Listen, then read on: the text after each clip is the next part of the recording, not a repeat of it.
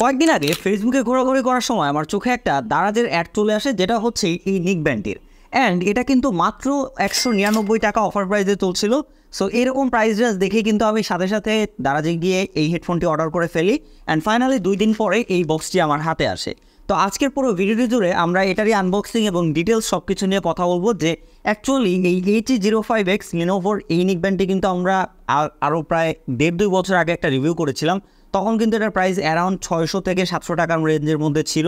But এখন সেটা কীভাবে 200 টাকায় দিচ্ছেন, অ্যাকচুয়ালি এটার কোয়ালিটি কেমন, সেটাই বলবো আজকের এই ভিডিওতে। সো বেশি কথা না বলে চলুন ভিডিও শুরু করা যাক। তো দেখতেই পাচ্ছেন এই হচ্ছে বক্স। সো আমরা বক্সটি আনবক্সিং করেই দেখবো। বক্স না, অ্যাকচুয়ালি এটা কিন্তু পলি। তো দেখতেই পাচ্ছেন এই হচ্ছে এর পলিটা। সো পলিটা আমরা খুলে দেখি যে কি আসলে ভেতরে আদৌ কিছু আছে কিনা। আচ্ছা, তো নামটা মোটামুটি ঠিকঠাকই আছে এখন পর্যন্ত, লিনোভো HE05X লেখাই আছে। বাট এর বক্সের যেই হচ্ছে আইকনটা, এটা কিন্তু অনেকটাই চেঞ্জ হয়ে গেছে অ্যান্ড দেখতে অনেকটা চিপ কোয়ালিটির মনে হচ্ছে। তো অ্যাকচুয়ালি হেডফোনটা কেমন হবে সেটাই দেখার বিষয়। ভাই থাকার কথা এই পাশে, এই যে দেখতে পাচ্ছেন কিন্তু আছে এই পাশে, মানে বুঝলেন না এটা কী হইল, এদের টোটালি স্ক্যাম।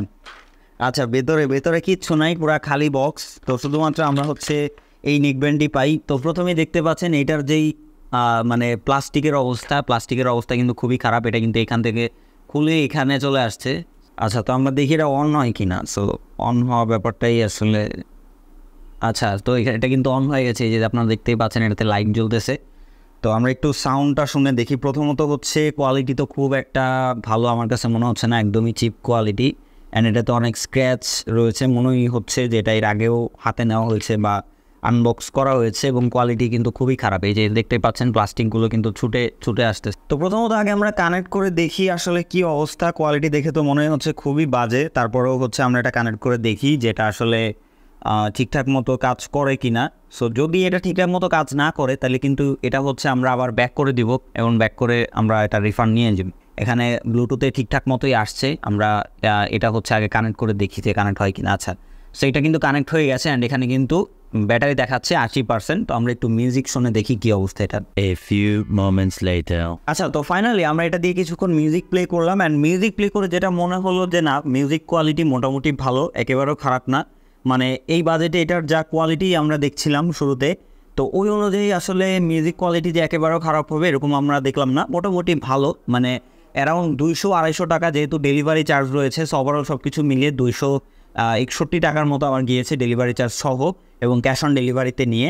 তো সেক্ষেত্রে বলা যায় যে না, 200-250 টাকা দিয়ে যদি আপনি একটা ব্লুটুথ নিক ব্যান্ড হেডফোনই নিতে চান, তাহলে এটা মানে খুব বেশি খারাপও বলবো না আমি। সাউন্ড কোয়ালিটি মোটামুটি লাউড রয়েছে।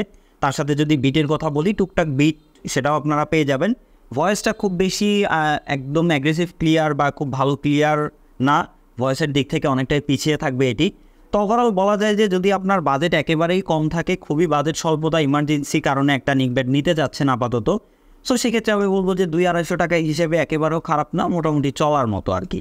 তবে সেক্ষেত্রে আমার রেকমেন্ডেশন থাকবে, যদি প্রাইস ইনক্রিজ করাই যায় কিছুটা, তাহলে আপনারা হচ্ছে অ্যারাউন্ড 500-600-র মধ্যে হোকোর কিছু ব্র্যান্ডের নিক ব্যান্ড আপনারা পেয়ে যাবেন। এখন নিক ব্যান্ডের প্রাইস কিন্তু অনেক কমে গেছে। তো সেক্ষেত্রে আপনারা সেগুলোতে সুইচ করতে পারেন। আদারওয়াইজ একদমই যদি ঠেকায় পড়ে যান এবং একটা নিক ব্যান্ড বা ব্লুটুথ টাইপ এরকম কোনো একটা ডিভাইস নিতে চান, তাহলে সেক্ষেত্রে এটাও নেওয়া যায় আর কি। সো আজকের ভিডিও পর্যন্ত, দেখা হচ্ছে নেক্সট কোনো ভিডিওতে। সেই পর্যন্ত সবাই ভালো থাকবেন, সবাই সুস্থ থাকবেন। খোদা হাফেজ।